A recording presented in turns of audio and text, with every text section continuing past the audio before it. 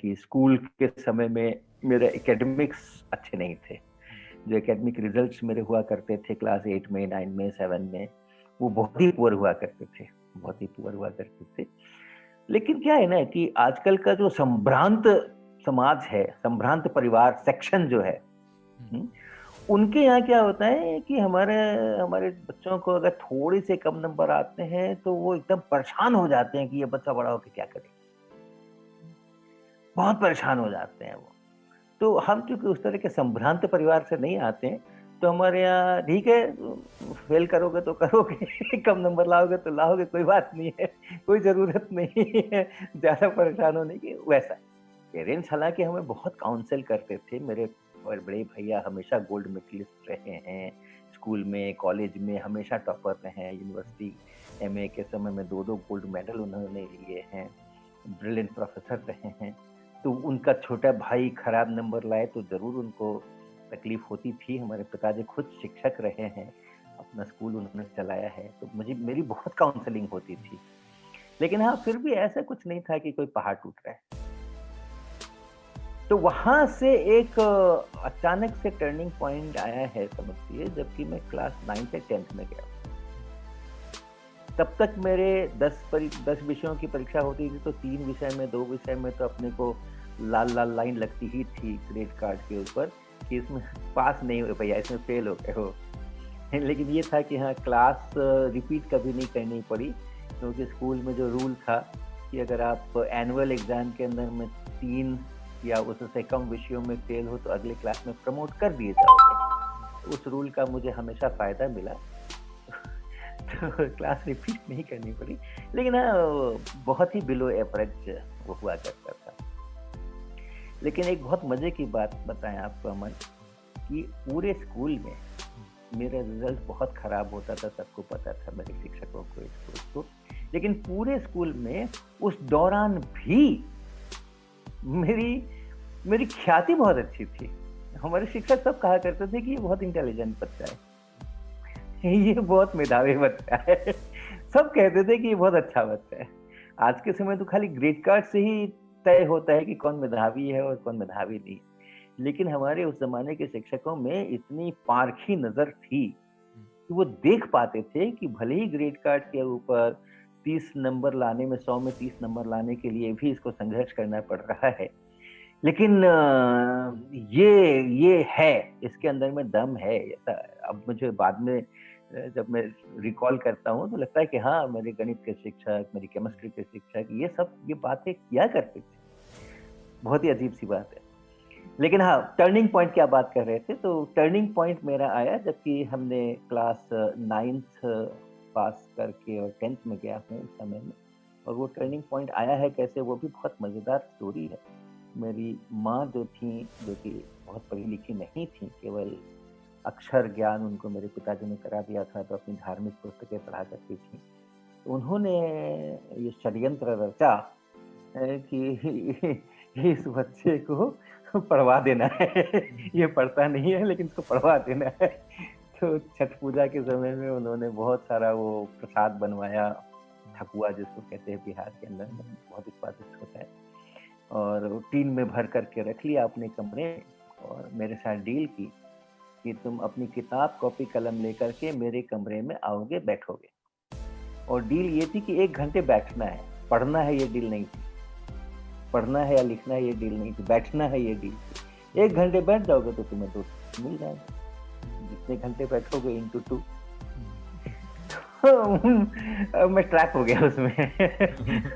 मैं उसमें ट्रैप हो गया, मुझे लगा अच्छा पढ़ना नहीं है तो क्या दिक्कत है? हाँ, अगर ये डील में होता कि पढ़ना पड़ेगा, लिखना पड़ेगा, इतने सवाल बनाने हैं, इतना इतना चैप्टर का इतना हिस्सा करना है, वगैरह-वगैरह, तब तक शायद मुश्किल होती क्योंकि पढ़ने में तो बिल्कुल था नहीं। तो हमने उसको एक्सेप्ट कर लिया और एक्सेप्ट कर लिया तो बैठना शुरू किया तो क्या करें? हुँ, 1 घंटा एक हुँ, छोटा बच्चा, हुँ, 13-14 साल का बच्चा, हुँ, एक कमरे के अंदर में जिसमें और कोई भी नहीं है, हुँ, कोई गतिविधियाँ नहीं हो रही है, कोई टीवी नहीं चल रहा हुँ, है, कोई फ़ोन नहीं चल रहा है, फ़ोन थे ही नहीं उस समय में बिल्कुल। हुँ, और मेरे घर में टीवी तो उसके 15-20 साल बाद आया होगा। तो हुँ, 4 दीवारें हैं, 1-2 कैलेंडर लटक रहे हैं।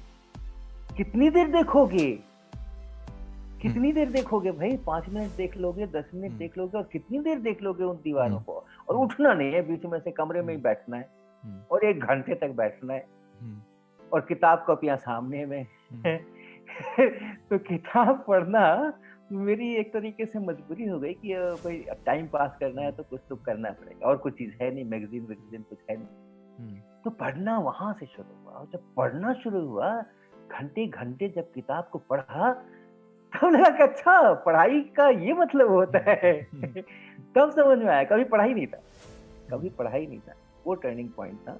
पहली बार पहली बार एक ऐसा ग्रेड कार्ड लेके मैं आया एनुअल एग्जाम के बाद, जिसमें कि सभी विषयों में मैं पास हो गया था। और पास का मतलब 30 हम्म, मार्क्स आउट ऑफ 100। एक भी विषय में 30 से कम नहीं थे। हम्म, मेरे लिए बहुत बड़ी उपलब्धि थी ये। हम्म, मेरे पिताजी को यकीन नहीं हुआ, मेरे पिताजी को यकीन नहीं हुआ। वो मेरा ग्रेड कार्ड लेकर के वापस स्कूल गए। जब मैंने ग्रेड कार्ड ला के उनको हाथ में पकड़ाया कि देखिए मेरा ग्रेड कार्ड ऐसा है, तो उनको यकीन नहीं हुआ। वो लेकर के उसको वापस स्कूल गए, जाके ऑफिस में उन्होंने कंफर्म किया कि कहीं गलती से दूसरे वसरे का नाम तो नहीं चढ़ गया है। तो और वहां के बाद से फिर मैंने पढ़ना शुरू। सर आपकी एक बहुत ज़्यादा मैं बोलूँगा सर इसमें आपने आज तक करोड़ों बच्चों को फिजिक्स पढ़ाई है, करोड़ों बच्चों ने आपकी किताबें पढ़ी हैं। आज आपके पास लाइफ में बहुत सारे एक्सपीरियंस हैं।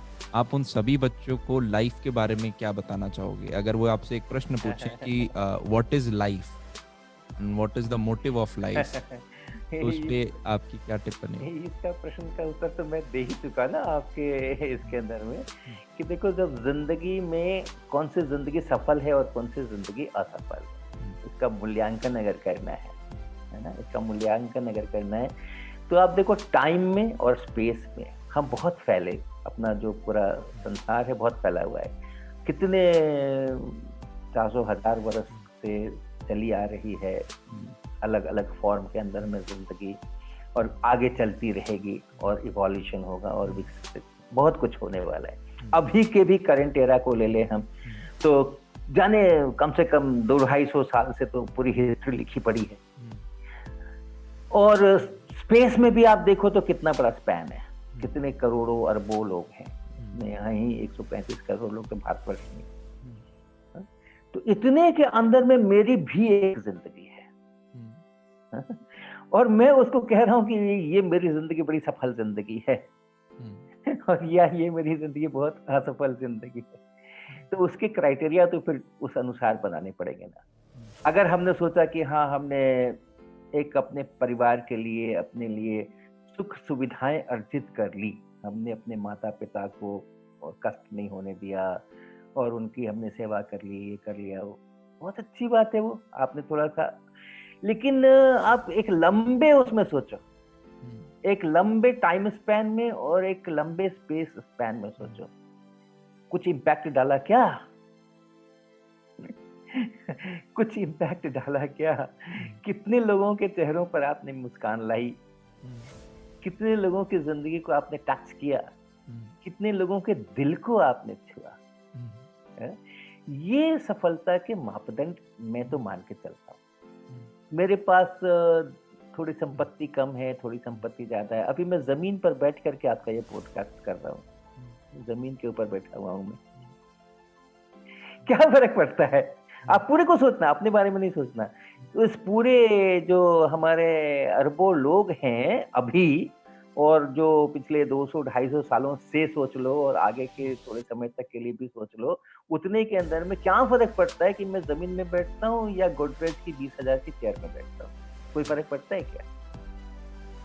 तो हमने इस पूरे जो अपना टाइम और स्पेस के अंदर में ये जो संसार है, इसमें कोई इम्पैक्ट डाला क्या? हम बहुत बड़ा इम्पैक्ट भी डाल सकते थे अगर विवेकानंद की तरह होते। हम एक छोटा इम्पैक्ट भी डाल सकते हैं। चलो चलो, कुछ नहीं, कम से कम 2-4-5 लाख लोगों को हमने थोड़ा सा उनकी जिंदगी के अंदर में परिवर्तन लाया। और टाइम में भी मेरी जिंदगी होगी 100 साल की, लेकिन विवेकानंद जी कहते हैं कि मनुष्य का अस्तित्व उसके विचारों से होता है। तो वो जो मैंने जो कुछ काम किया, मैंने जो विचार बनाए, मैंने जो जो चीजें बनाई, जो हमने काम किया, अगर वो जिंदा है आगे अनदर 100 साल तक, तो मेरी जिंदगी 100 साल से 200 साल की हो गई। जब तक मेरे विचार हैं तब तक मैं हूं, क्योंकि मनुष्य का अस्तित्व उसके विचारों से होता है। तो ये सफलता के मापदंड है, हम लेकर के चलते हैं। तो आप सभी अच्छे काम करिए, माता पिता की सेवा करना, अपने परिवार का ख्याल रखना, बच्चों का ख्याल रखना, बड़ों का ख्याल रखना, पड़ोसियों का ख्याल रखना, ये सब करिए। लेकिन फिर कहीं पर ये सोचिए कि क्या मैं कुछ ऐसा कर सकता हूँ जिससे कि मेरा जो प्रभाव क्षेत्र है, मेरा जो फील्ड है, जैसे चार्ज का एक फील्ड होता है, मैग्नेट का एक फील्ड होता है, मेरा जो फील्ड है वो दूर तक जाए, है ना? दूर तक जाए, जहां मैं हूँ, मेरा शहर है, मेरा गांव है, तो कहाँ तक जाता है वो देखने की बात है कि प्रांत तक जाता है, देश तक जाता है, कहाँ तक जाता है वो। तो वो दूर तक जाए और देर तक रहे। तो ये इसमें आप जितना ज्यादा आगे बढ़ो, उतनी ज्यादा जिंदगी की सफलता है। ये चीज़ सर आपने बहुत ही ज़्यादा स्ट्रांग बोली है कि मनुष्य अलग अलग होते हैं। आपने अपना फैमिली का रखा, वेरी गुड। आपने अपना छोटे समाज रिलेटिव वगैरह का रखा, वेरी गुड।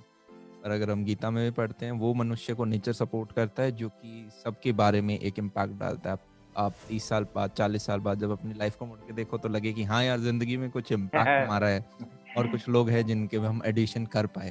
हाँ, तो ये बिल्कुल। चीज़ सर आपने काफ़ी अच्छी बोली। और